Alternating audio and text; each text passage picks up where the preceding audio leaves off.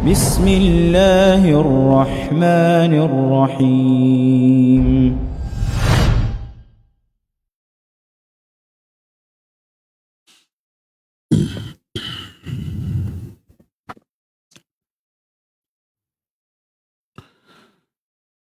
بسم الله الرحمن الرحيم السلام عليكم ورحمة الله وبركاته الحمد لله الذي أنزل السكينة في قلوب المؤمنين ليزدادوا إيمانا مع إيمانهم ولله جنود السماوات والأرض وكان الله عليما حكيما وأشهد أن لا إله إلا الله وحده لا شريك له إقرارا به وتوحيدا وأشهد أن محمدا عبده ورسوله صلى الله عليه وعلى آله وأصحابه وسلم تسليما مزيدا وبعد.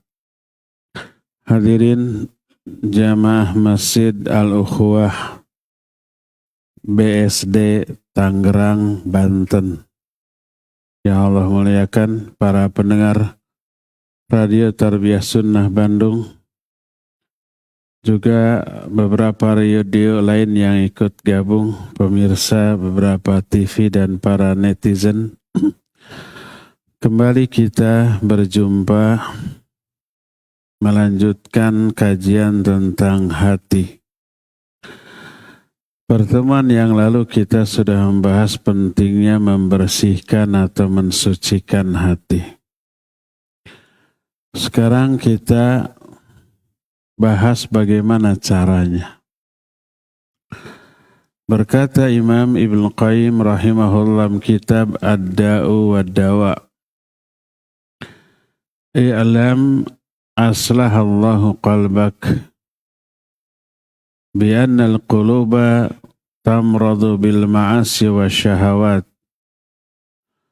wa ta'thiru adh-dhunub fil qulub ka ta'thiril amrad fil badan bal adh-dhunubu amradul qulub wa da'uha wa la dawa'u laha illa tarkuha. Ketahuilah bahwa hati itu bisa sakit karena maksiat dan syahwat. Pengaruh dosa terhadap hati seperti pengaruh penyakit terhadap badan. Kalau badan kita termasuki virus, bakteri, kuman atau penyakit lain, maka berpengaruh kepada badan. Badan menjadi lemah, fungsi-fungsi organ tubuh juga melemah, bahkan rusak, bahkan bisa mati.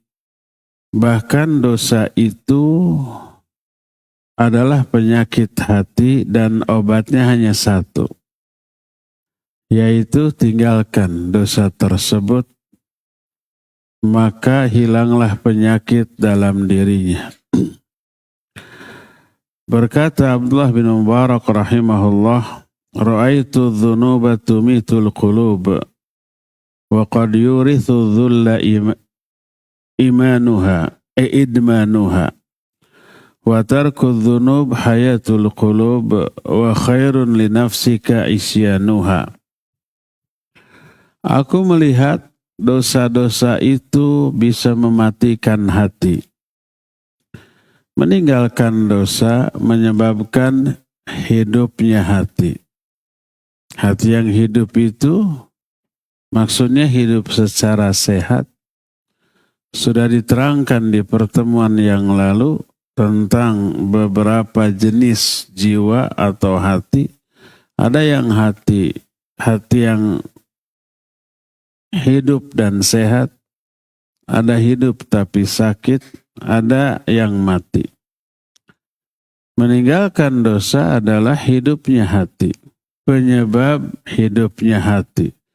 Kalau hati hidup secara sehat, lebih cenderung kepada ibadah, amal soleh, kebaikan, menjauhi semua dosa-dosa dan kemaksiatan. Apa yang kita lakukan kalau kita sudah mandi bersih, pakai parfum, pakai pakaian yang bersih rapi, lalu keluar rumah. Yang kita lakukan, kita menjauhi semua yang bisa mengotori. Kalau bisa, jangan jalan kaki, karena jalan kaki banyak jalan-jalan yang becek, apalagi musim hujan. Ada lumpur, dihindari. Kalau perlu, pakai mobil, dan mobilnya juga ditutup ber-AC, supaya kebersihan badan terjaga. Tidak dibuka kacanya, kalau dibuka, debu masuk, asap knalpot masuk, dan seterusnya, sehingga terkotori badan kita. Kan gitu, orang yang sudah bersih badannya, mandi, wangi, pakai baju yang bersih, apalagi kalau mau ke undangan numpang, harus tampil fresh, bersih, wangi sampai di sana. Jiwa pun begitu, jiwa yang sudah bersih dengan taubat, dia akan menghindari segala hal yang mengotori jiwanya, dosa dan kemaksiatan. Makanya Ibnu Mubarak menyatakan watarkudz dzunub hayatul qulub. Meninggalkan dosa mengakibatkan hidupnya hati. Lalu wa khairun li nafsika isyanuha, bagus bagi dirimu untuk menjauhi dosa-dosa tersebut. Kalau orang sudah terjangkiti penyakit, lalu dia mengobati dirinya dengan obat yang benar, obat yang tepat, dia akan sembuh. Tapi kalau dibiarkan, penyakitnya akan tambah parah, tak mustahil bisa berakhir dengan kematian. Allah berfirman dalam surah Al-Baqarah, ayat yang ke-10, fi qulubihim maradun fazadahumullahu maradu. Dalam hati mereka ada penyakit. Ini orang-orang munafik. Allah tambah hebat penyakitnya. Walahum adzabun alim. Dan bagi mereka, karena sudah terjangkiti penyakit lalu tambah parah tidak sembuh, mereka memperoleh azab yang sangat pedih. Karena rusaknya jiwa, terusak oleh penyakit nifak yang ada pada dirinya. Inilah bahayanya penyakit bagi hati, yaitu dosa dan maksiat. Oleh karena itu, kata Imam Ibnu Qayyim, fa'alal insan ayya'taniya biqalbih wa yahrisu ala ayyu'alijahu bil umuri taliyah. Maka wajib bagi setiap manusia memperhatikan kondisi hati, bersungguh-sungguh memperbaiki, menyembuhkan hati dengan beberapa perkara berikut ini. Inilah ada 5 kiat yang dijelaskan oleh para ulama untuk membersihkan hati. Kiat yang pertama adalah qiraatul Qur'anil Karim bitadabbur. Pertama, membaca Al-Qur'anul Karim dengan tadabbur. Tadabbur itu dengan penghayatan, dengan memahami isinya. Berkata Imam Ibnu Qayyim dalam kitab Syifa'ul Alil, kata beliau, Al-Qur'anul Karim Rabi'ul Qulub wa Syifa'us Sudur wa Nurul Basair wa Hayatul Arwah wa huwa kalamu Rabbil Alamin. Qur'anul Karim itu pelapang dada yang membuat dada menjadi lapang. Obat bagi penyakit yang ada di hati. Cahaya bagi jiwa. Dan yang membuat ruh ini atau jiwa ini menjadi hidup. Hayatul arwah. Kenapa? Karena Al-Quran memiliki banyak fungsi Sehingga Allah memberi Al-Quran beberapa sebutan atau nama.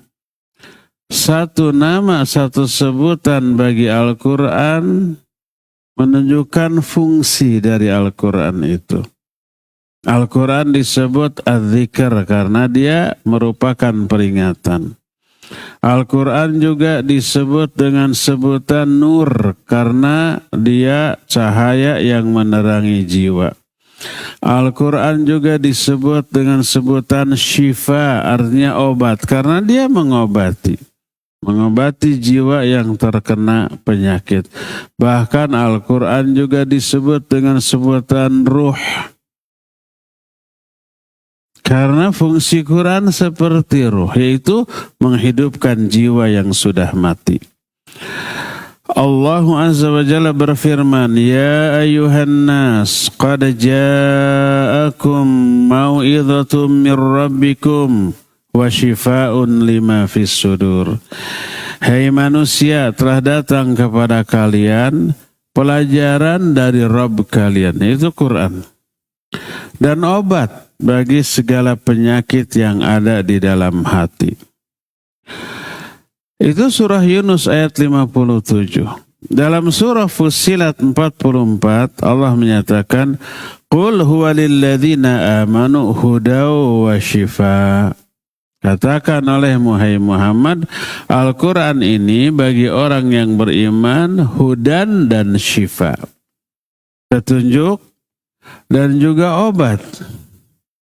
Dalam Al-Isra 82 Allah menyatakan, wa nunazzilu minal Qur'ani ma huwa shifa wa rahmatul lil mu'minin. Dan kami turunkan Al-Quran ini sebagai obat sekaligus rahmat bagi orang-orang yang beriman. Jadi banyak ayat yang menjelaskan beberapa sebutan Al-Quran. Satu sebutan minimal menjelaskan satu fungsi. Salah satu sebutan bagi Al-Quran syifa, obat. Obat bagi penyakit hati. Apa saja penyakit hati yang bisa diobati dengan Al-Quran dan bagaimana cara kerja Al-Quran di dalam mengobati penyakit hati? Ada dua jenis penyakit. Ini dijelaskan oleh Syekh Al-Utsaimin rahimahullah dalam kitab Syarah Riyadhus Shalihin. Dua penyakit hati. Penyakit hati yang dua ini merusak hati, bisa mematikan hati. Kalau hati sudah mati, sudah. Nggak ada batasan antara hak dan batil, halal dan haram, mana yang putih, mana yang hitam, nggak tahu, malah terbalik. Yang hak dianggap batil, yang batil dianggap hak, dan seterusnya. Dua penyakit tersebut, pertama adalah syubhat, yang kedua syahwat. Adapun syubhat, semua penyimpangan, semua kesalahan, semua kekeliruan yang diakibatkan karena kebodohan.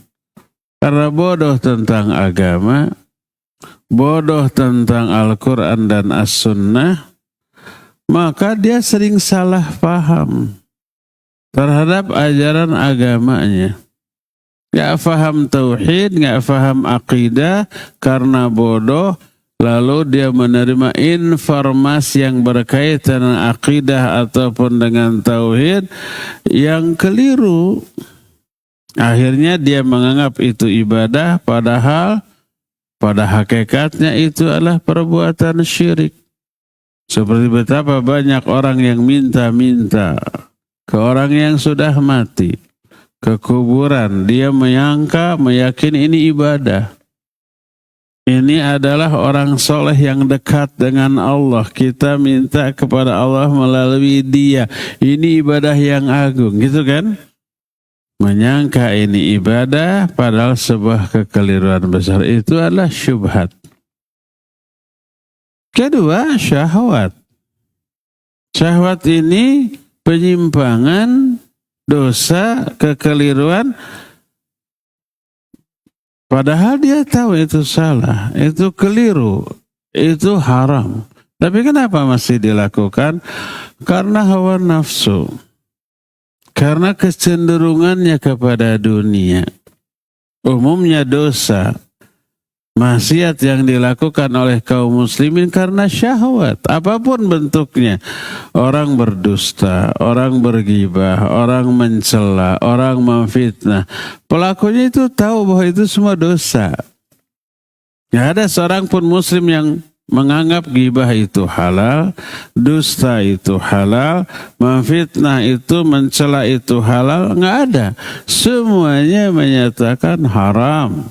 Dosa, terancam azab. Azabnya nggak tanggung-tanggung, sangat mengerikan. Di alam kubur sangat mengerikan, di akhirat lebih lagi. Orang yang berdusta itu di alam kuburnya ditusuk rahangnya sampai tembus ke tengkuknya kanan, terus kiri, tusuk tembus ke tengkuknya, cabut lagi. Ditusuknya sakit, dicabutnya sakit. Utuh lagi seperti sedia kala. Tusuk lagi sampai tembus ke tengkuknya. Begitu dan seterusnya sampai kiamat di alam kuburnya. Orang yang tukang gibah, nanti di alam kuburnya itu kukunya itu panjang dari logam, dari besi yang tajam, yang kuat, lalu dia cakar-cakarkan ke wajah dan ke dadanya. Berlumuran darah. Terus sampai hari kiamat. Itu mengerikan kan? Semua orang tahu dusta itu haram, gibah itu haram, berdosa, diancam dengan azab. Tapi kenapa masih doyan melakukannya? Karena hawa nafsu. Karena godaan setan. Karena ada kesenangan di sana. Di dalam dusta ada kesenangan. Dalam gibah ada kesenangan.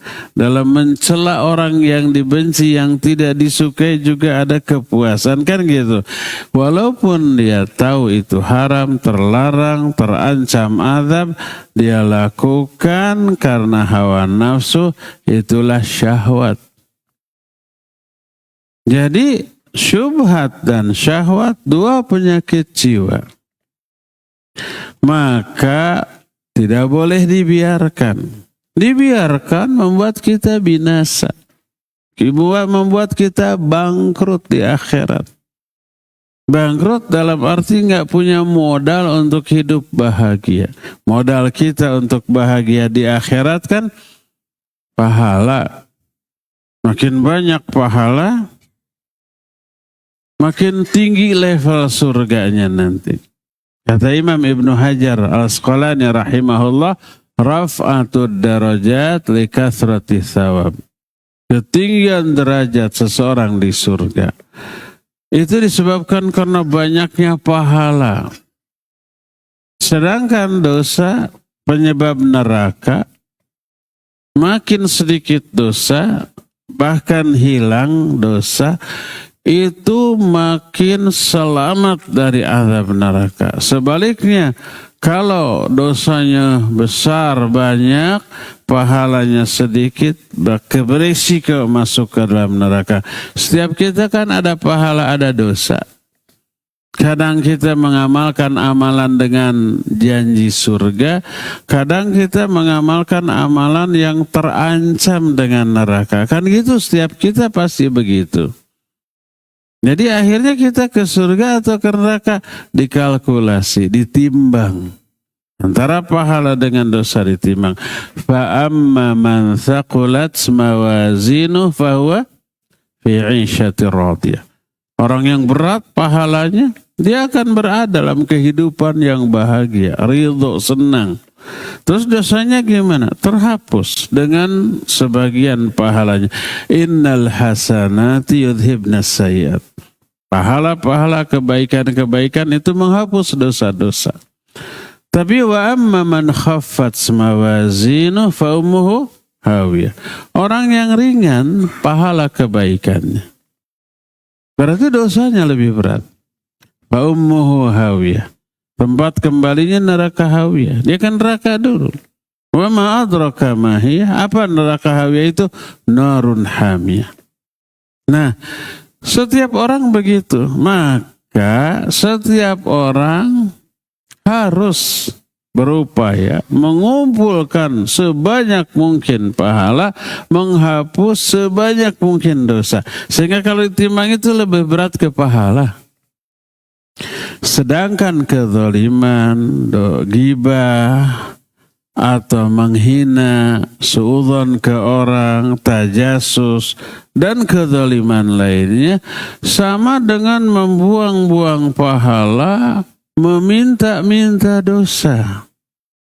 Kalau kita umpamai ghibah ke orang, menghina orang, menzalimi orang, ngambil harta orang, itu sama dengan sini dosa kamu saya ambil, nih pahala saya kepada kamu. Gitu tuh. Melihat hal itu, sebenarnya kalau ada dua orang, satu pelaku kezaliman, satu lagi korban kezaliman, yang untung itu korban, yang rugi itu pelaku. Sama dengan si pelaku, nih saya kasih pahala kamu, sini dosamu saya ambil. Kan gitu. Dosa orang yang zalim bertambah, pahalanya berkurang. Korban kezalimannya sebaliknya, pahalanya nambah, dosanya berkurang, diambil oleh orang yang zalim. Kata Nabi SAW, atadruna manil muflis? Tahu nggak kamu siapa orang yang bangkrut? Para sahabat menyangka ini pertanyaan dunia, bukan pertanyaan agama. Sebab muflis, bangkrut itu istilah ekonomi, istilah bisnis. Para sahabat makanya menjawab, al-muflisu indana mala lahu wala mata.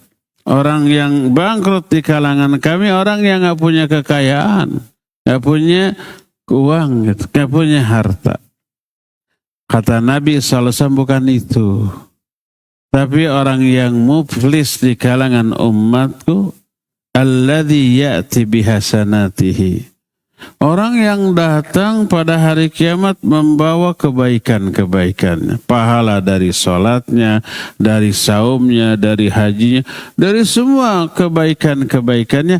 Wa qad syatama hadza, wa qadhafa hadza, wa zalama hadza, wa daraba hadza, wa safaka damma hadza. Tapi selain dia suka sholat, saum, baca Quran, dan yang lain-lain, dia suka mencela orang lain, suka menghina, suka menuduh tanpa bukti, suka memukul, suka mengambil hartanya, suka menzalimi, pokoknya jahat ke orang. Lalu apa akibatnya? Fayukhadhu hadza min hasanatihi. Maka diambil pahala-pahala dari orang ini, ya, oleh orang yang dizalimi, yang dulu pernah dicela, dihina, harus dibayar. Dibayarnya bukan dengan uang, pahala kamu sini. Ada yang pernah digibahi, sini pahalanya. Terus makin banyak kezalimannya, makin banyak pahala yang diambil. Kalau pahala habis, sementara kezalimannya masih banyak, diambil dosa orang yang zalim, di-offer kepada diambil dosa dari orang yang dizalimi, di-offer ke orang yang menzaliminya. Akhirnya pahala habis, dosa numpuk, bangkrut nih orang. Nggak punya modal untuk bahagia di akhirat nanti. Nah, itu kerugian dari syahwat.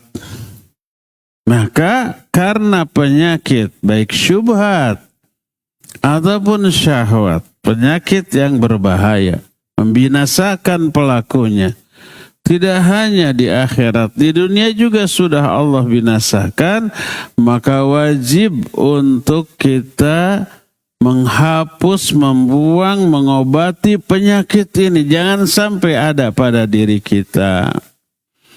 Apa obatnya? Pertama tadi sudah disebutkan, membaca Al-Quran. Bagaimana cara kerja Al-Quran di dalam mengobati penyakit dua ini, syubhat dan syahwat. Tadi disebutkan syubhat, kesalahan, kekeliruan karena kebodohan, karena ketidaktahuan.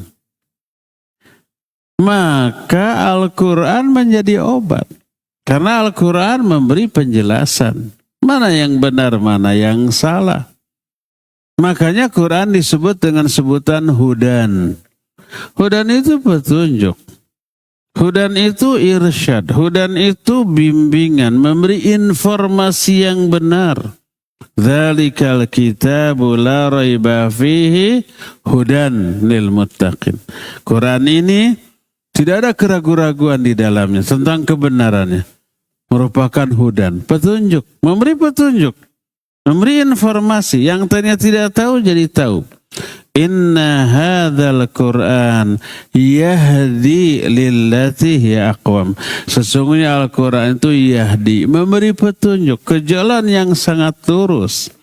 Kita sebagai seorang muslim jelas gamblang dari mana kita berasal, untuk apa kita hidup, kemana arah hidup kita, setelah hidup itu, setelah mati nanti kita akan kemana, semuanya gamblang. Kita berasal dari Nabi Adam alaihissalatu wassalam dengan Hawa. Karena kemaksiatan Adam lalu dihukum, diturunkan ke muka bumi untuk menjalani hukuman selama hidup di muka bumi. Selama hidup di muka bumi nih, ada tuntunan plus tuntutan. Kamu tuh diciptakan di dunia bukan untuk bersenang-senang, untuk ibadah. Wa ma khalaqtul jinna wal insa illa liya'budun. Ibadahnya gimana? Ibadahnya begini, beragam. Ribuan jenis ibadah, perbuatan ibadah, perbuatan mulut, hati ataupun anggota badan. Itu beragam. Ini lakukan, nanti setelah mati kamu bisa mempertanggungjawabkan di alam kubur, sampai di akhirat kamu harus kembali ke tempat asalmu. Tempat asal kita surga. Kita mengembara di dunia. Nanti harus kembalinya ke surga lagi, jangan nyasar. Maka Imam Ibnu Qayyim rahimahullahu ta'ala menyatakan kampung asal seluruh manusia adalah surga. Kenapa? Karena ketika Allah menciptakan Adam, Allah menyatakan, ya Adam uskun anta wa zawjuka jannah. Hai Adam, tinggallah kamu, menetaplah kamu beserta istrimu di surga. Itu tempat asal kita. Tapi karena satu dan lain hal terusir. Nah, nanti harus kembali. Kembalinya jangan nyasar ke neraka. Kembalinya harus ke surga lagi. Itu kronologis kenapa kita itu hidup di dunia. Kemudian nanti kita akan kemana sampai berakhir ke akhirat, ke surga atau ke neraka. Itu informasi gamblang jelas bagi kita. Dari mana kita tahu? Dari Al-Quran. Kisah diciptakannya Adam gamblang dalam Al-Quran. Kisah bagaimana malaikat sujud kepada Adam, bagaimana iblis enggan sujud lalu ingkar lalu durhaka, bagaimana iblis dendam, bagaimana iblis menggoda Adam agar sama-sama keluar, bagaimana Adam Hawa tergoda lalu terusir, lalu apa yang harus kita lakukan di dunia sampai perjalanan kita nanti setelah mati, bagaimana di alam kubur, bagaimana setelah kiamat terjadi, bagaimana kita dikumpulkan di padang mahsyar, dihisab, dibagi buku catatan, ditimbang sampai menyeberang sirat, sampai berakhir ke surga ke neraka. Perjalanan hidup kita gamblang jelas. Dari mana kita tahu? Dari Al-Quran. Jadi Al-Quran memberi petunjuk, penjelasan yang begitu gamblang, dan informasi ini merupakan ilmu yang menjadi obat. Obat bagi penyakit syahwat. Obat bagi penyakit syubhat. Syubhat itu tadi kan penyimpangan, kesalahan, dosa karena kebodohan, karena ketidaktahuan. Dan sering saya ungkap, kebodohan itu penyakit. Kata Nabi SAW, inna ilajal ayyi as-su'al. Sesungguhnya obat bagi kebodohan itu bertanya. Kalau kebodohan ada obatnya, berarti kebodohan itu penyakit. Obatnya itu ilmu. Salah satu cara memperoleh ilmu, bertanya. Maka dengan penjelasan Al-Quran ditambah dengan dukungan penjelasan hadis, maka hilanglah syubhat. Kalau syubhat hilang, jelas mana yang benar, mana yang salah, mana hak, mana batil, mana yang bengkok, yang lurus, yang hitam, yang putih, yang halal, yang haram, gamblang jelas. Yang baiknya kita amalkan, yang buruknya kita jauhi, maka hilanglah penyakit syubhat. Karena itulah ilmu adalah obat, kebodohan adalah penyakit. Kedua, penyakit itu syahwat. Apa obatnya? Obatnya itu adalah amal. Syahwat itu tadi dosa, penyimpangan, maksiat. Padahal dia tahu itu maksiat. Itu dosa. Kenapa dilakukan? Karena hawa nafsu. Plus ada godaan setan. Plus ada ambisi-ambisi duniawi. Kalau ambisi duniawi sudah menguasai, orang nggak peduli halal haram. Sampai timbul semboyan. Nyari yang haram aja susah, apalagi yang halal. Makanya nggak peduli. Dan ini pernah dikatakan oleh Rasul SAW. Ya'ti 'alan nasi zamanun la yubalil mar'u fihi min aina akhadhal mal. Amin halalin, amin haramin. Akan datang kepada manusia satu zaman. Di zaman itu orang nggak peduli lagi dari mana dia mencari mendapat harta. Apakah dari hal yang halal atau yang haram. Nggak peduli.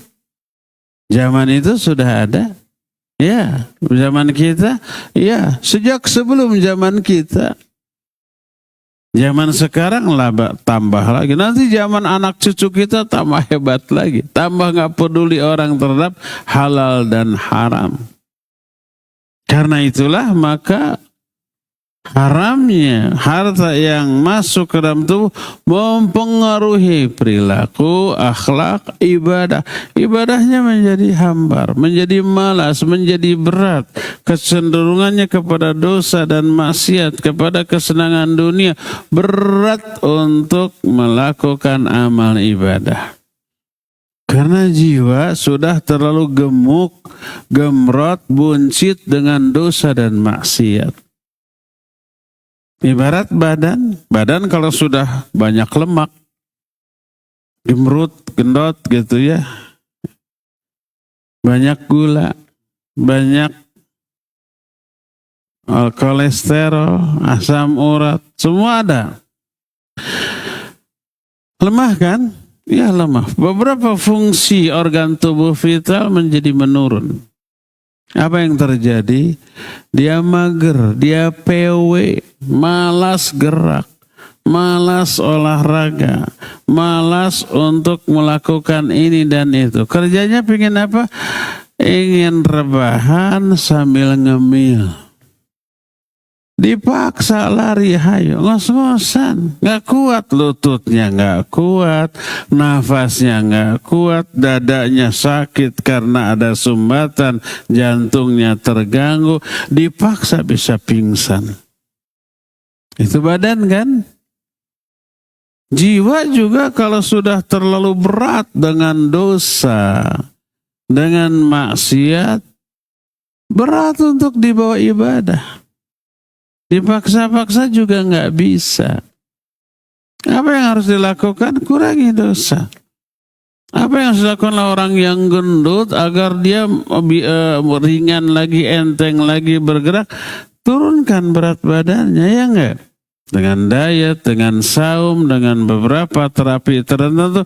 Kalau sudah turun berat badan, lemak-lemak turun, penyumbatan berkurang, massa otot naik, nah baru lari kenceng, bahkan sprint juga bisa. Nggak ngos-ngosan lagi, salto pun bisa. Karena beban tubuhnya berkurang, massa ototnya meningkat. Begitu juga dengan jiwa. Jangan buat jiwa kita gemrot dengan dosa dan maksiat. Tapi harus dikurangi, dibuang dosa-dosanya dengan cara tobat, dengan cara amal soleh, dengan cara melakukan banyak ibadah, dengan cara melakukan banyak kebaikan, menjauhi semua keburukan. Itu ibarat diet.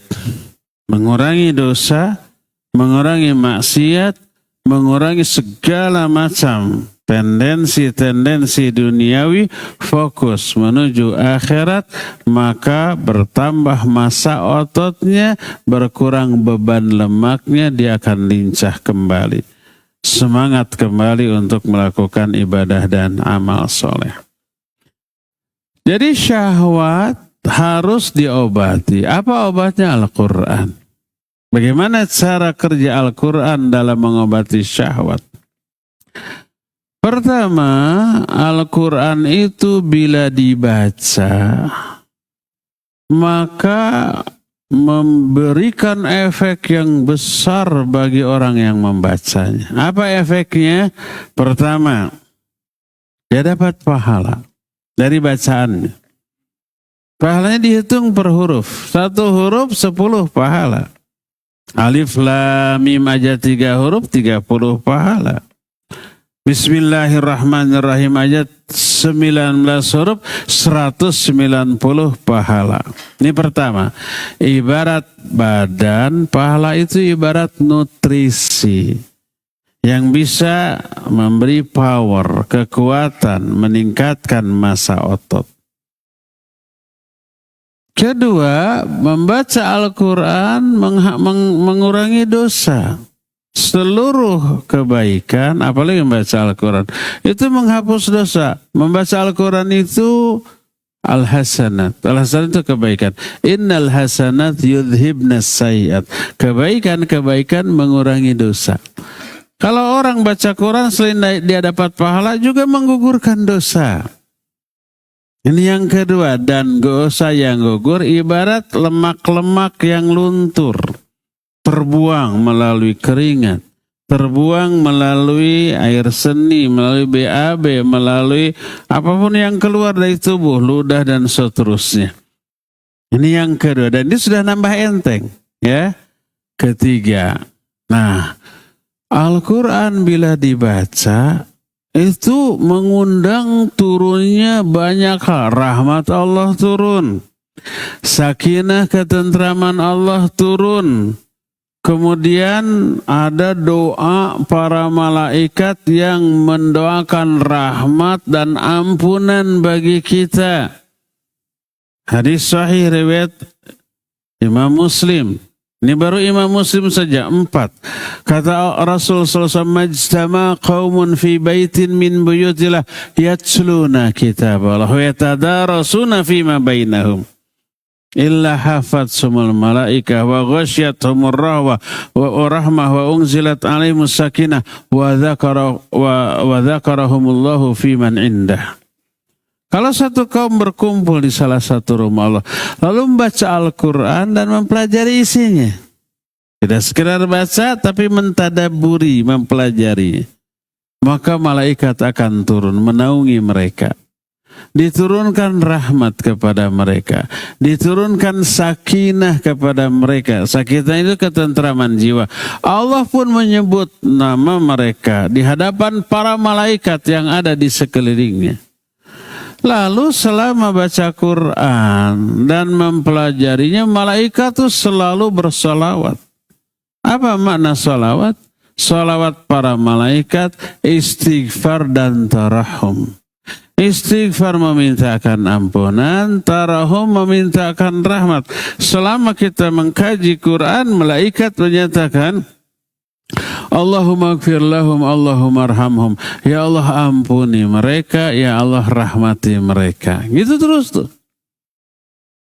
Jadi ketika baca Quran dan mempelajarinya, rahmat Allah turun. Ini ibarat nutrisi, ibarat vitamin, ibarat suplemen bagi jiwa. Ya, ampunan Allah turun karena dimintakan ampun oleh seluruh malaikat yang ada di langit dan di bumi yang jumlahnya nggak kehitung, dan ampunan berefek diampuninya dosa. Diampuninya dosa bagi badan ibarat luluhnya sampah-sampah yang ada dalam tubuh. Tubuh kita kan banyak sampah, ada lemak, ada gula, ada asam urat, ada kolesterol, ada racun-racun ya. Racunnya dari mana? Bisa dari makanan, dari minuman, dari udara. Makanan kan banyak mengandung racun, obat kimia. Ada zat pengawet, zat warna, zat perasa, zat apalagi lah macam-macam. Racun dan merusak tubuh. Maka harus dikeluarkan. Kalau bagi tubuh kita dikeluarkannya dengan olahraga, dengan diet, dengan beberapa cara tertentu. Kalau jiwa, racun-racun, limbah, sampah di dalam jiwa, keluarkan. Melalui apa? Salah satunya membaca Al-Quran dan mempelajarinya. Siapa yang membaca Al-Quran, mempelajarinya, Allah turunkan rahmat. Ini ibarat nutrisi, ibarat suplemen yang menguatkan masa otot, power, stamina. Allah turunkan juga maghfirah, ampunan, membuang semua sampah-sampah dalam jiwa kita. Itu dosa-dosanya oleh Allah Subhanahu wa taala diampuni. Dan seterusnya begitu, ya. Inilah yang kedua. Jadi yang pertama, baca Al-Quran menyebabkan kita dapat pahala. Pahala ibarat suplemen. Yang kedua dapat rahmat. Rahmat juga suplemen. Yang ketiga dapat sakinah. Sakinah juga suplemen. Yang keempatnya dapat maghfirah, ampunan. Ampunan ini berupa diluluhkannya, dikuranginya, dihapusnya dosa-dosa dan maksiat. Beban jiwa jadi berkurang. Ibarat turun berat badan, bobot badan berkurang, beban bagi otot, bagi sendi juga berkurang kan. Beban bagi kerja ginjal, kerja jantung juga berkurang. Lebih enteng daripada sebelumnya. Selain itu membaca Al-Quran mengundang turunnya hidayah taufik dari Allah Subhanahu wa ta'ala. Bagaimana Quran bisa mengundang turunnya hidayah taufik? Saya nggak tahu di sini pernah dijelaskan, tapi dalam beberapa kesempatan saya sering jelaskan. Hidayah taufik itu berupa dua. Makanya disebut taufik. Taufik itu penggabungan. Taufik itu menyatukan dua hal. Kenapa disebut hidayah taufik? Karena tergabungnya dua hal dalam diri kita. Apa dua hal itu? Pertama masyiah atau irodah. Ini maknanya kehendak, keinginan. Keinginan untuk melakukan kebaikan, ibadah, amal soleh dan seterusnya. Kedua istitoah. Istitoah ini kemampuan untuk mengamalkan apa yang dikehendakinya tadi. Seperti umpamanya kenapa kita sekarang hadir di sini? Karena hidayah taufik dari Allah. Begitu kita dapat pengumuman akan ada kajian hari Sabtu jam 10 di Masjid Al-Ukhuwah, materinya ini. Langsung muncul keinginan, saya mau hadir. Yang lain tidak lagi. Begitu baca, malas hadir, nggak dikasih keinginan. Kita semua punya keinginan. Siapa yang ngasih keinginan ini ke dalam diri kita? Allah. Bukan usaha kita. Tadinya nggak ada keinginan nih. Lalu kita merenung memunculkan keinginan untuk hadir di acara ini. Apa begitu? Enggak. Ujug-ujug aja. Ada kajian, ingin. Dari mana keinginan itu? Allah yang kasih. Allah menyatakan wa ma tasyauna illa ayyasha Allahu rabbul alamin. Kalian tidak akan punya keinginan, tidak akan punya masyiah, tidak akan punya kehendak kecuali Allah yang kasih. Yang lain tidak dikasih. Kedua, istita'ah, kemampuan dari segala segi. Dari segi waktu, kita luang. Dari segi finansial, kita punya ongkos. Dari segi kesehatan, kita nggak terhalang. Dari segala segi kita mampu. Karena ada masyiah dan istita'ah, kita hadir di sini. Bergabungnya dua hal dalam diri kita. Ada keinginan, ada kemampuan, maka hadir ke sini. Itulah hidayah taufik. Banyak orang yang begitu lihat, waduh pingin hadir tapi nggak bisa. Kenapa nggak bisa? Sibuk dengan pekerjaan, ada kepentingan lain. Atau umpamanya, aduh lagi sakit berbaring, jadi nggak bisa. Ingin sih ingin. Orang itu diberi keinginan, tapi tidak diberi kemampuan. Ada orang lain mampu, saya sih kalau mau hadir bisa, tapi nggak mau.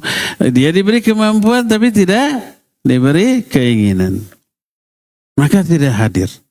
Orang itu nggak dapat hidayah. Begitu juga sholat, begitu juga saum, begitu juga baca Al-Quran. Kenapa kita sholat? Karena ada keinginan dan kemampuan. Orang lain banyak yang nggak sholat. Nggak ingin walaupun mampu, atau ingin tapi nggak mampu. Maka orang yang bisa melakukan amal sholat apapun bentuknya itu karena hidayah taufik dari Allah Azza wa Jalla. Nah, hidayah taufik ini hanya Allah yang kasih. Orang lain nggak bisa, manusia nggak bisa, para nabi nggak bisa. Kata Allah, innaka la tahdi man ahbabta, walakinnallaha yahdi man yasha. Engkau, hai Muhammad, Nabi Muhammad SAW, nggak bisa memberi hidayah kepada orang yang kau cintai, tapi Allah memberi hidayah kepada orang yang Allah kehendaki. Makanya tak heran kalau di kalangan para nabi, orang terdekatnya kafir.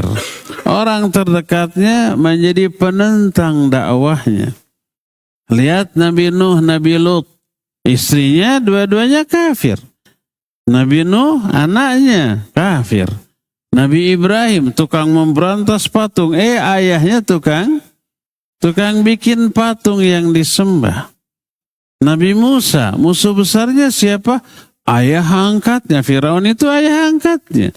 Karena kan waktu bayi Nabi Musa dihanyutkan di sungai Nil oleh ibunya, akhirnya diambil oleh keluarga Firaun, dikukut. Dikukut.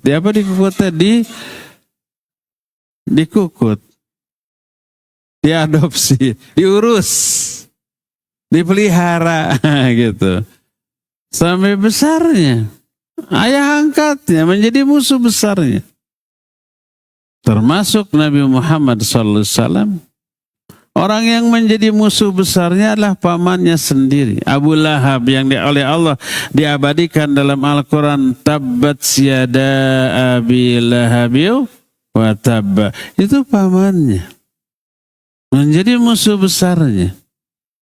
Kalau para nabi memiliki kemampuan untuk memberi hidayah taufik, niscaya mereka semua akan diberi hidayah. Tapi karena hidayah taufik di tangan Allah, para nabi pun tidak bisa memberikannya kepada orang-orang yang mereka cintai. Nah, hidayah ini harus kita cari, walaupun itu hak prerogatif Allah. Hanya Allah yang bisa kasih, tapi bisa kita cari, bisa kita ikhtiarkan. Karena apa? Karena Allah telah memberikan clue, aturan, petunjuk kepada kita. Bagaimana caranya agar kita diberi hidayah? Allah menyatakan, innallaha la yahdil qaumal zalimin. Innallaha la yahdil qaumal fasiqin. Allah tidak akan beri hidayah kepada yang zalim, kepada yang fasik. Maka hindari kefasikan dan kezaliman, karena orang itu nggak akan diberi hidayah oleh Allah Azza wa Jalla. Bagaimana caranya agar Allah memberi hidayah kepada kita? Banyak. Di antaranya jaga mulut. Bicara yang baik atau diam. Siapa yang menjaga mulut, Allah akan kasih hidayah. Kata siapa? Allah yang mengatakan, wa qulu qawlan sadida yuslih lakum a'malakum. Ucapkan olehmu ucapan-ucapan yang baik. Kata Imam Ibnu Katsir, qawlan sadida ay qawlan mustaqiman la iwijaja fihi wal inhirafa. Qawlan sadida adalah ucapan yang lurus, tak ada penyimpangan, tak ada kesalahan. Contohnya apa? Baca Quran, zikir, amar ma'ruf nahi munkar, memberi nasihat, belajar ilmu dan mengajarkan ilmu. Itu semua qawlan sadida. Apa resiko atau efek baiknya kalau kita berkata yang baik? Yuslih lakum a'malakum. Allah akan mensolehkan amal-amal kamu. Apa maksudnya? Kata Imam Ibnu Katsir, yuwaffiqum lil a'mali sholih. Allah akan memberi taufik kepada kalian untuk beramal soleh. Karena kalian jaga mulut, berkata yang baik, Allah kasih hidayah untuk beramal soleh. Salah satu qaulan sadida adalah baca Al-Quran.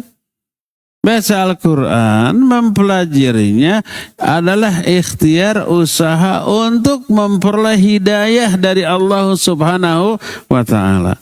Makanya pantas apabila membaca Al-Quran mengundang turunnya hidayah dari Allah. Hidayah ini membuat kita terdorong untuk beriman dan beramal soleh. Hidayah ini membuat kita terdorong untuk menjauhi dosa dan maksiat, membentengi diri, memasang filter dalam diri kita tentang mana yang harus dilakukan, mana yang tidak boleh, mana yang harus dikatakan, mana yang terlarang. Dengan hidayah Allah kita bisa demikian. Dan hidayah itu salah satunya diberikan kepada orang yang membaca Al-Quran. Dari sinilah kita tahu Al-Quran pengundang turunnya hidayah Allah. Dengan kata lain, Al-Quran menjadi obat bagi penyakit syahwat.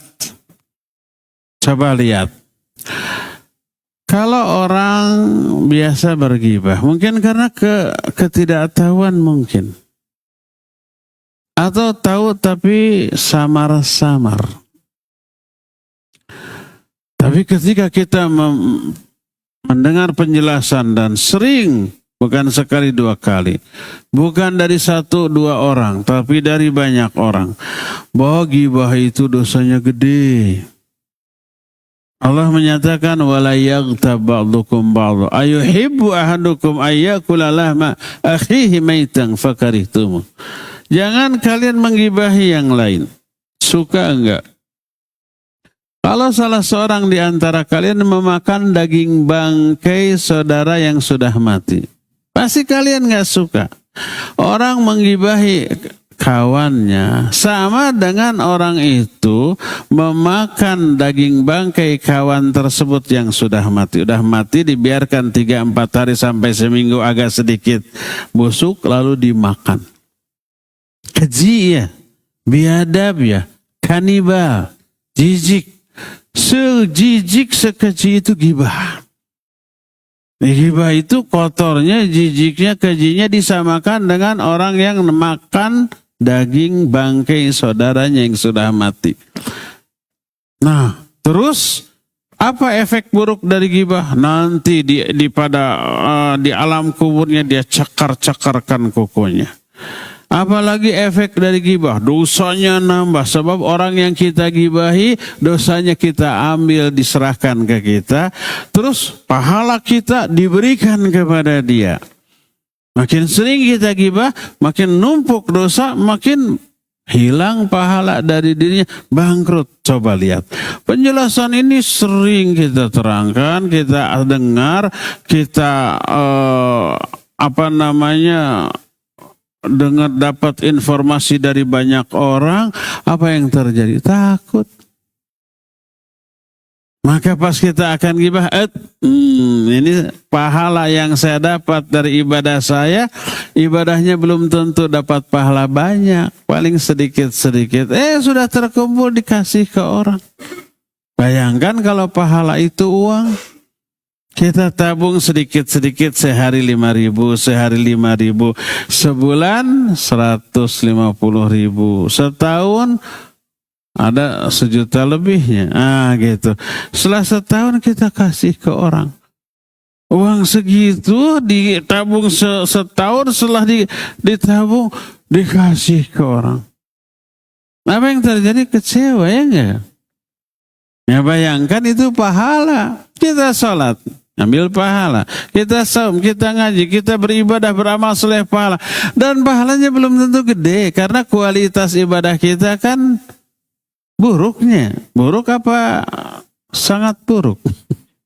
Pilihannya 2, kalau nggak buruk, sangat buruk. Coba sholat, ya. Keburukan kita mungkin yang pasti mah dari aspek kehusuannya. Belum dari aspek mutaba'ah, belum dari aspek niat, belum dari aspek pelaksanaan apa di masjid atau tidak, berjamaah atau tidak, awal waktu atau tidak. Kan gitu. Banyak faktor yang harus diperhatikan sebagai hak Allah yang terkandung dalam sholat yang wajib kita tunaikan, tapi kita abaikan. Kalau terdapat pahala dari sholat, gak akan seberapa. Karena buruknya kualitas sholat kita. Begitu juga saum kita, bacaan Quran kita. Lumayan, sedikit-sedikit pahalanya. Setelah terkumpul kita gibah, kita menghina, kita mencela, kita zalim. Di-share, dibagi. Apa ini itu dikumpulkan?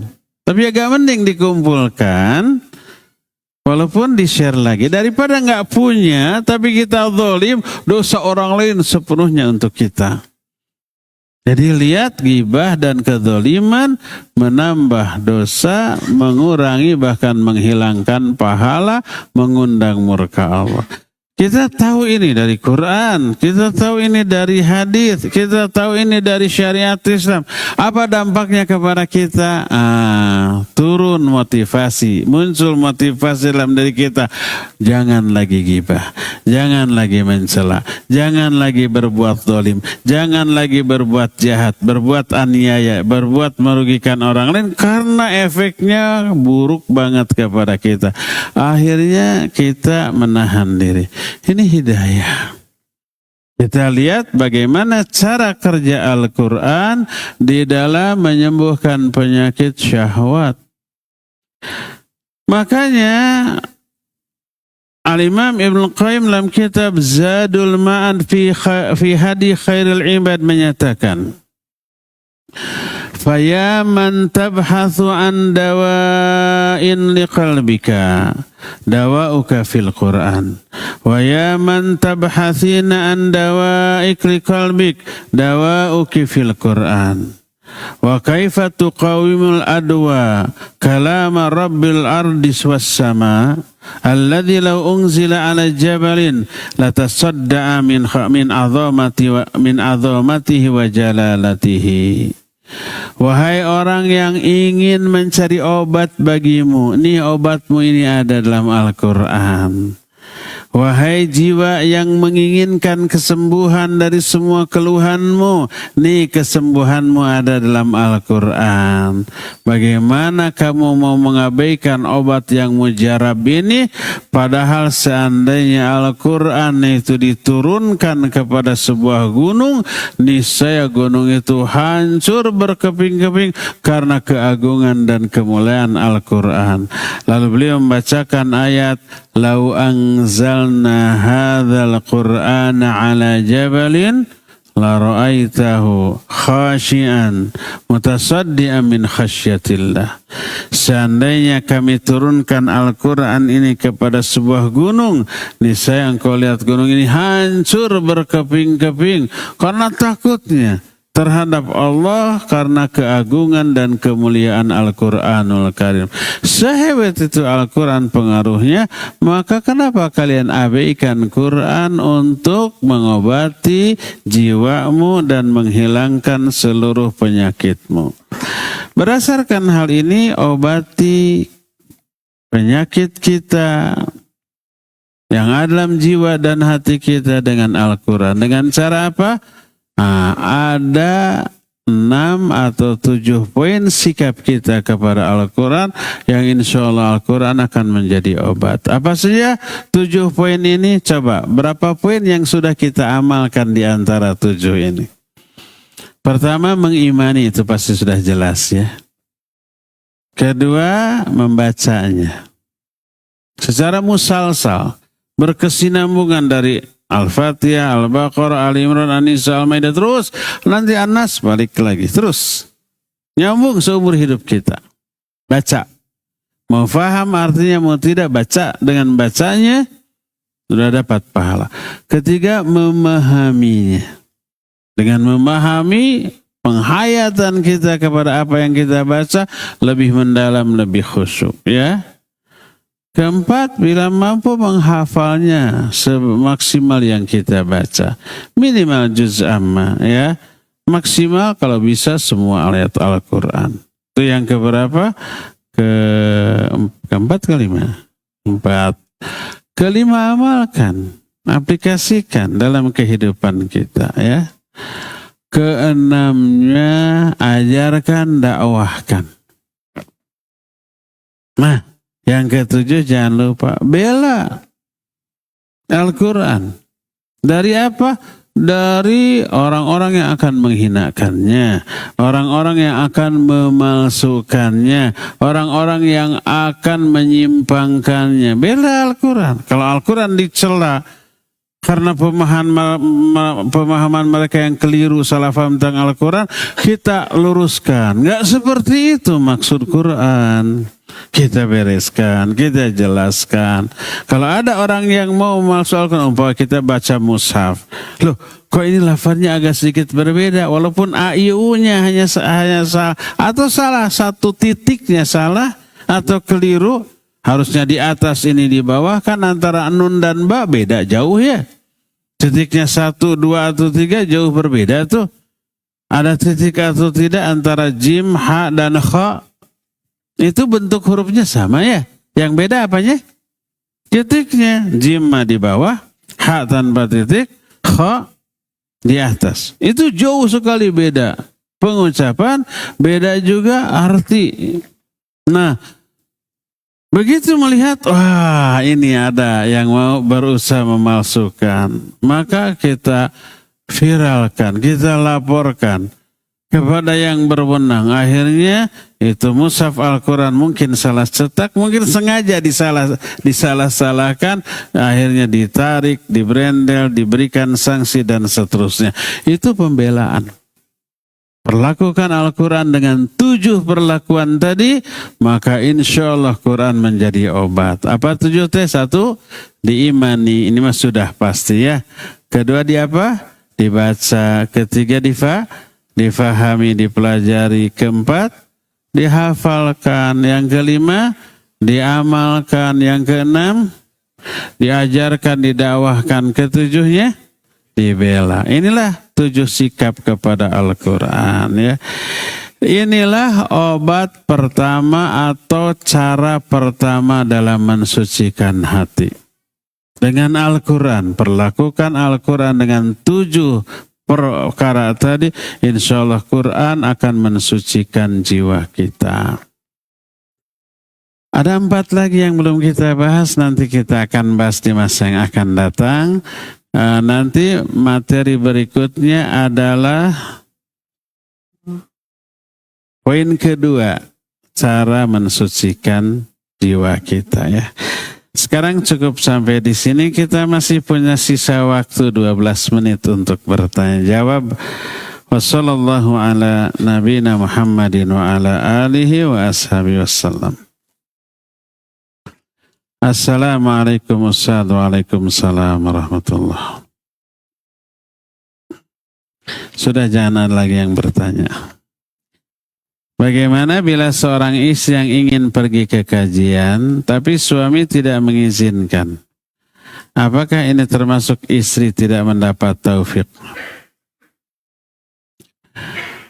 Pertama, coba cari penyebabnya. Kenapa suami tidak mengizinkan istri hadir ke kajian? Itu dipastikan pertama dalam pandangan suami nggak ada manfaat. Kedua yang lebih parah dalam pandangan suami istri ngaji itu madarat. Kenapa demikian? Karena istri tidak memperlihatkan buah dari ngaji. Tapi kalau memperlihatkan buah dari kajian, habis ngaji itu istri itu lebih solihah. Lebih rajin beres-beres di rumah. Lebih ramah kepada suami, lebih perhatian, lebih melayani, lebih menyenangkan. Terlihat ada perubahan, tadinya istri itu banyak ngomel, sekarang banyak senyum. Dulu istri mah lebih banyak menuntut, sekarang mah lebih banyak memberi pelayanan. Dulu istri mah serba kurang, dikasih 10 juta kurang. Naik 15 juta kurang. Itu sehari. Sekarang mah jangankan gitu, nggak pernah minta, sekali dikasih juga masih nyisa. Biasanya 10 juta itu seminggu habis. Ini setelah sebulan kok nggak minta-minta. Mah uang ada, masih ada 5 juta lagi. Padahal sudah mau habis bulan. Kok mama berubah, dulu mah nyebelin, sekarang nyenengin. Ini hasil ngaji, Pak. Saya rajin ke kajian, usahanya mengajari gini, ya saya terapkan. Berubah jadi solihah. Coba, kalau hasil ngajinya kayak gitu, ngelarang nggak suami? Enggak. Wah, alhamdulillah untungnya ada kajian ya. Siapa ustadznya tuh? Ustadznya juga disebut. Siapa panitia masjidnya apa? Seneng. Nanti suatu saat istrinya kembali ke adat semula, manyun lagi. Pasti suami bilang, pas sudah lama nggak ngaji ya. Ngaji lagi. Nih, mobil bawa. Bensinnya nih 1 juta. Nanti shopping pulangnya asal ngaji. Pasti bakal nyuruh ngaji lagi. Kalau hasil ngaji itu nyata, nggak mungkin akan melarang. Malah mendukung. Wah, kapan ngaji lagi, ayo. Biar mama tambah soleh. Sekarang sudah manyun-manyun lagi nih mah. Pasti sudah lama nggak ngaji. Ayo ngaji lagi. Bapak antar. Pasti begitu. Nggak akan mungkin ada suami yang ngelarang ngaji kalau hasil ngaji itu terasa oleh semuanya. Tapi kalau hasil ngaji itu madarat, datang bapak bid'ah, ini ahli neraka, ini nggak boleh, haram, ini malaikat nggak masuk. Waduh, ini kesurupan dari mana istri saya? Kenapa mama kok jadi begitu? Ini hasil kajian, jangan ngaji lagi. Pasti begitu. Di mana ngaji? Siapa ustadznya? Karena ustadznya nggak ngajarin begitu. Akhirnya dia melarang. Coba introspeksi kenapa suami melarang kajian. Anak juga begitu. Coba ke orang tuanya. Kalau hasil ngaji menjadi lebih solihah. Ibu ayahnya melihat perubahan itu. Asalnya bangun itu, matahari sudah terang juga belum bangun. Baru bangun kalau sudah raket listrik dikeluarin. Dulunya nyebelin. Cuek ke orang tua, nggak pernah bantu. Setelah ngaji jam 3 bangun, tahajud. Setelah tahajud dia nyuci piring. Lihat ada piring-piring kotor ya. Nasi diangetin segala macam. Pas subuh ke masjid, pulang dari masjid, dibikinin ayah ibunya kopi. Bu, ini kopi. Kata ibu, saya mau nyupir dulu. Udah beres, Bu. Saya mau ngepel dulu di depan. Sudah wangi, Bu. Saya mau ngangetin nasi. Sudah hangat, tinggal Coba bayangkan. Kalau hasil ngaji kayak begitu. Ibunya nanya, kamu kok jadi baik begini? Kenapa? Saya ngaji, Bu. Di pengajian saya diajari begini. Masya Allah. Ibunya seneng gak? Pastilah seneng. Alhamdulillah ada pengajian ya, anak saya jadi soleh. Ya ada ibu, jangan ngaji lagi. Saya gak mau kamu soleh. Ada yang begitu? Nggak mungkin ya. Nanti ibunya itu ngomong ke tetangga, anak saya jadi soleh. Kata tetangga, kenapa? Ngaji. Oh, bawa anak saya juga, bawa bapaknya sekalian. Akhirnya jadi dakwah ya. Jadi saya ingin menyentil kitanya, bukan suami. Kalau suaminya nggak ngaji mungkin. Karena apa? Karena belum dapat hidayah, belum dapat kesempatan. Coba iming-iming suami untuk ngaji dengan memperlihatkan hasil positif dari ngaji ya. Umpamanya ibunya tahajud, siangnya saum, baca Al-Quran. Ya, suaminya heran, mah kok dulu mama nggak begitu, sekarang jadi begini. Bapak jadi kabita, ingin kayak mama. Kabita itu apa ya? Jadi tertarik, teriming, jadi kepengen kayak gitu.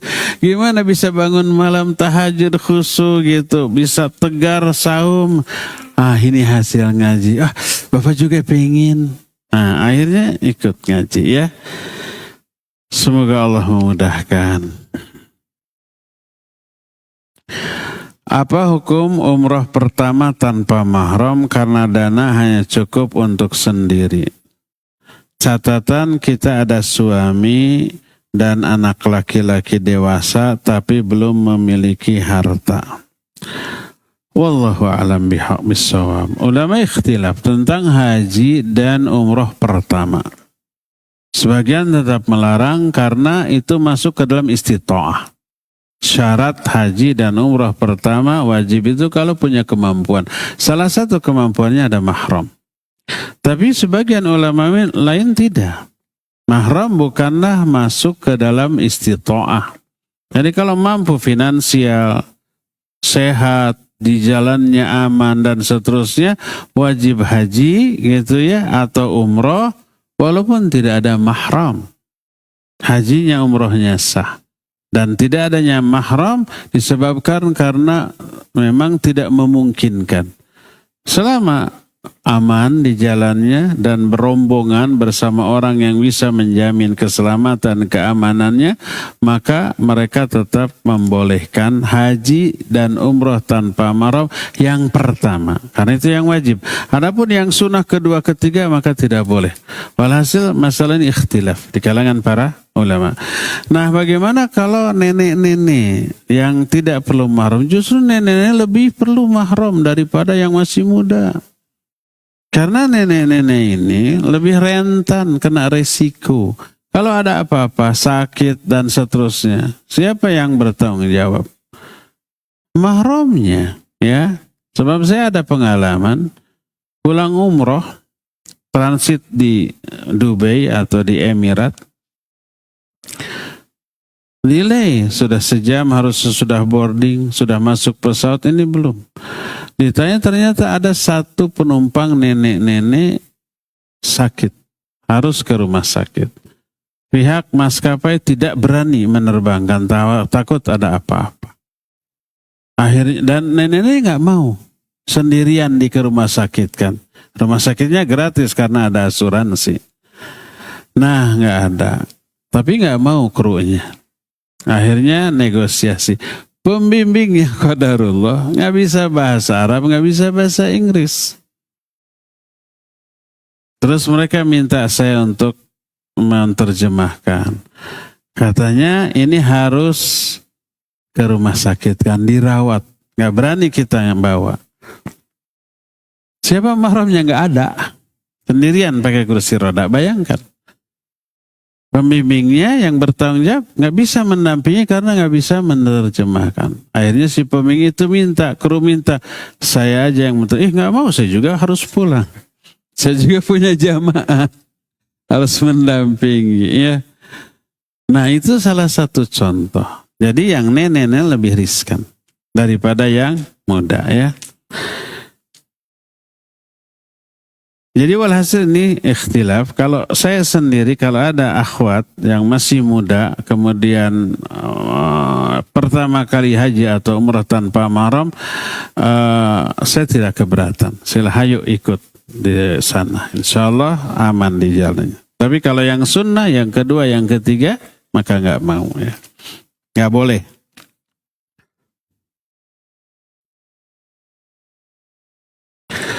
Ustaz, saya pernah membaca hadis Rasulullah mengenai hadis sebaik-baik manusia dengan berbagai redaksi. Contoh, sebaik-baik manusia adalah yang bermanfaat bagi manusia lain. Sebaik-baik manusia yang belajar Quran mengajarkannya. Mengapa Rasulullah menyampaikan hadis tersebut dengan berbagai macam redaksi? Apa hikmahnya? Baik, barakallahu fiik. Pertama, Nabi SAW berbicara sesuai dengan kondisi si penanya atau orang yang diajak bicara. Kadang-kadang satu kasus jawabannya bertolak belakang. Suatu saat ada seorang pemuda datang, "Ya Rasulullah, boleh nggak saya mencium istri pada dalam keadaan saum?" Kata Nabi SAW, "Tidak boleh." Lalu pergi, datang lagi orang, "Ya Rasulullah, boleh nggak saya mencium istri padahal dalam keadaan saum?" "Boleh."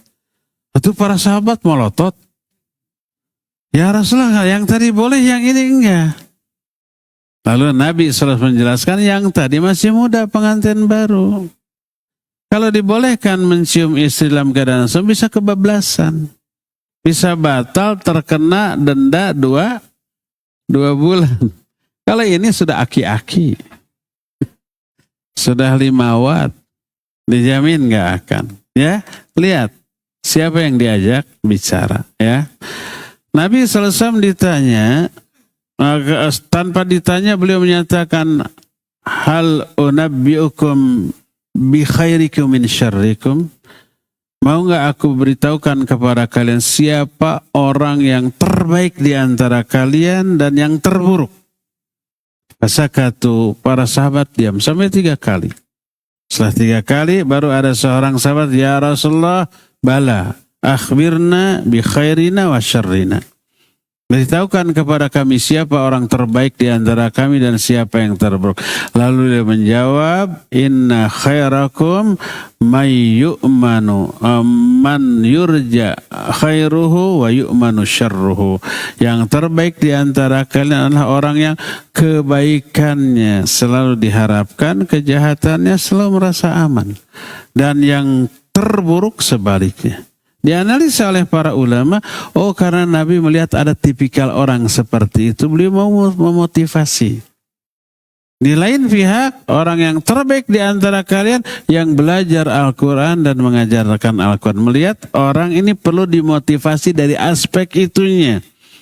Ada lagi sahabat lain melihat ada kekasaran kepada istrinya. Lalu beliau menyatakan, "Khairukum khairukum li ahli wa ana khairukum li ahli." Orang terbaik di antara kalian adalah yang terbaik ke istrinya.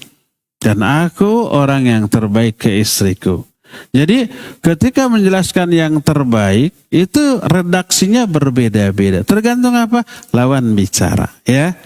Dan dari sini pun kita bisa mengetahui beberapa amalan yang membuat kita terbaik di mata Allah dan Rasulnya. Redaksinya banyak, belajar Al-Quran dan mengajarkannya. Orang yang selalu berbuat baik dan tidak berbuat jahat.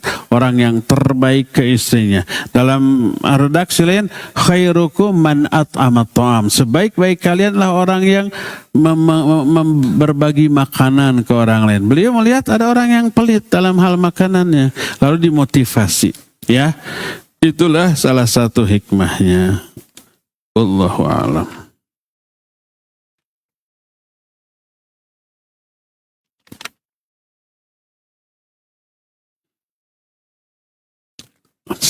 Ingin bertanya soal surat Fatir ayat 18. Dalam surat tersebut disampaikan, dan orang yang berdosa tidak akan memikul dosa orang lain. Bagaimana mengkompromikan dengan hadis Nabi terhadap orang yang mukhlis atau bangkrut diambil amanah? Iya. Allah Azza wa Jalla berfirman, "Wala taziru waziratu wizra ukhra." Seseorang tidak memikul dosa dari amalan orang lain. Kalau orang lain yang berbuat dosa, kita tidak memikul dosa. Nah, terus bagaimana dengan orang yang bangkrut tadi? Ya, itu tidak bertolak belakang. Dia berbuat jahat ke orang lain, harus dibalas. Salah satu balasannya adalah dosa korban kejahatan dipikulkan ke dia. Itu hukuman atas dosanya. Kenapa dia zalim? Maka dosa orang yang dizalimi di-over. Bukan berarti dia memikul dosa orang lain.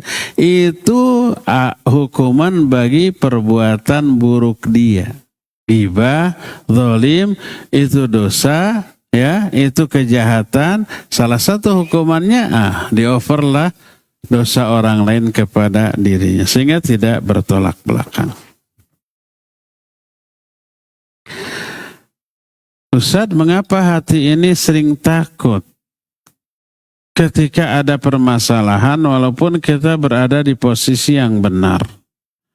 Apakah ini tanda lemahnya iman? Maksudnya takut kepada sesama manusia.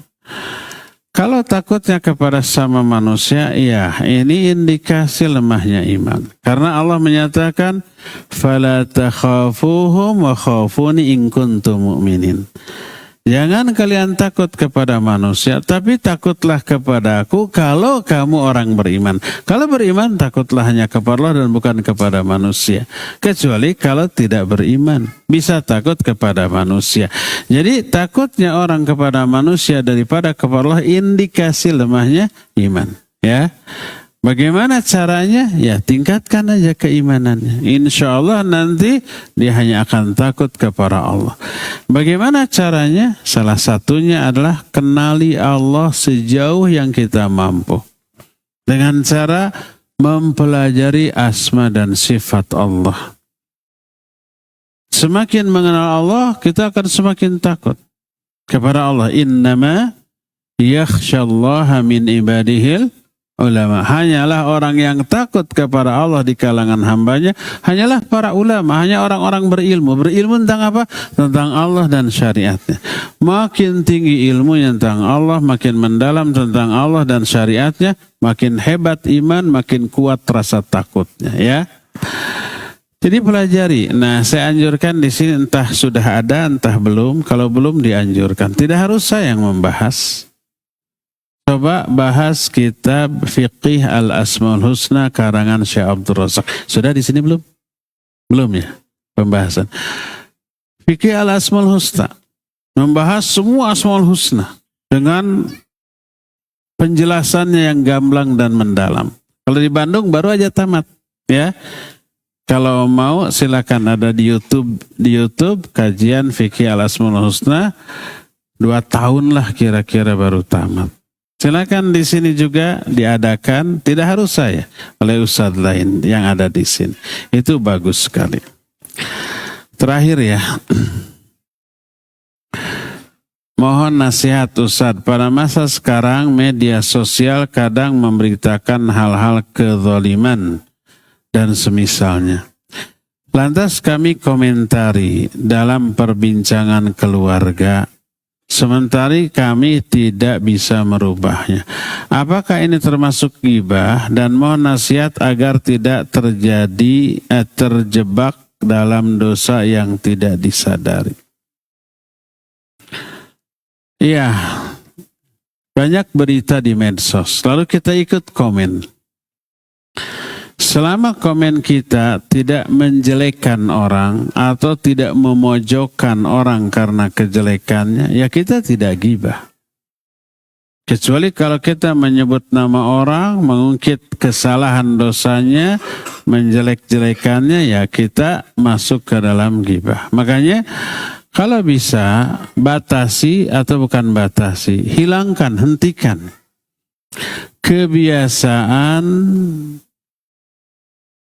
menonton infotainment. Acara-acara seperti itu isinya ghibah. Yang dibicarakan itu keburukan orang, aib orang, perselingkuhan, narkoba, perkelahian, gitu kayak gitu kan. Saling hujat satu sama lain. Yang kalau itu benar itu ghibah. Kalau itu salah itu buhtan, fitnah, lebih besar dosanya daripada ghibah. Nah hentikan. Kalau kita menontonnya laku terus, ratingnya tinggi, akhirnya banyak bermunculan acara semacam itu, ya enggak? Nah, kalau sudah marak begitu, semua orang mendengar, semakin menyebar keburukannya dan dosanya mengalir terus sampai hari kiamat. Menjadi dosa jariah. Ya, hentikan, jangan sampai kita terlibat dalam penyebaran ghibah seperti itu. Cukup ya sampai di sini. Semoga Allah mempertemukan kita kembali di masa yang akan datang. Subhanakallahum bihamdik asyhadu an la ilaha illa anta astaghfiruka wa atubu ilaik walhamdulillahi rabbil alamin. Wassalamualaikum warahmatullahi wabarakatuh.